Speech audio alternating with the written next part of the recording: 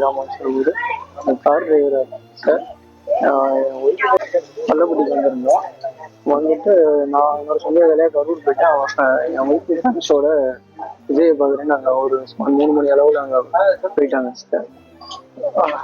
நான் அப்புறம் 3 மணி அளவில் போயிட்டாங்க. என்னோட வேலையெல்லாம் நான் முடிச்சுட்டு ஒரு 5-6 மணிக்கு பார்த்தேன் அவங்கள பிக்கப் பண்ணுறதுக்காக அந்த இடத்துக்கு போகிறேன் சார். அப்போ போகும்போது கூட்டம் ஒரு அளவான கூட்டமாக இருக்குது.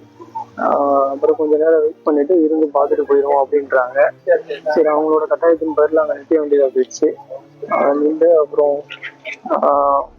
விஜய் வர ஆரம்பிச்சாரு. ஒரு 7 மணி வாக்கில் அவர் வர இருக்கக்கூடிய கூட்டங்கள் பூரா நெருக்கிட்டு பக்கத்துல வந்துருச்சு. இவங்க லேடிஸ் ஒரு 10-40 பேர் ஒரே இடத்துல நிற்கிறாங்க. அந்த இடத்த நெருங்க என்ன பண்றாங்க, மொத்தமா எல்லாத்தையும் போட்டு அமுத்திடுறாங்க. நான் அவங்களை காப்பாற்ற முயற்சி பண்ணும்போது எல்லா எண்ணெயும் சேர்த்து போட்டு அமுத்திடுறாங்க. அமுச்சு நானும் சுயநிலை இல்லாம என்ன நடந்ததுன்னே தெரியல. எனக்கு ஒரு 2.5 மணி நேரத்துக்கு அப்புறம் தான் ஃபர்ஸ்ட் எய்டு பண்ணி சுயநிலை வந்துச்சு. அதுக்கப்புறம் நான் வெளியே வந்து பக்கத்துல இருந்து ஒரு ஹாஸ்பிட்டல்ல விட்டு அங்கே இருந்துட்டாங்க. அடுத்து வந்து பக்கத்துல அமராவதினு ஒரு ஹாஸ்பிட்டல் இருக்கு, அங்கே போய் போட்டேன். அங்கேயும் உள்ள போயிட்டு பார்த்தேன், அங்கேயும் இல்லைன்ட்டாங்க.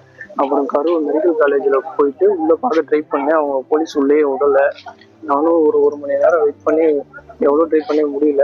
அப்புறம் நான் ஃபோட்டோ எடுத்துட்டு என்ன மார்ச்சுரி பக்கம் போயிட்டு இருக்காங்க. ஃபோட்டோ எடுத்துட்டு சரி போய் டவுட் அவங்க கிளியர் பண்ணிக்கலான்னு போகிறப்ப அங்கே போய் பார்க்கும்போது ஒரு ஃபோட்டோவை காட்டினேன். அவங்க உள்ள இருந்து அந்த ஃபோட்டோவை காட்டாங்க. அவங்க இறங்குனாங்க சார். உள்ள போய் பார்த்தேன்.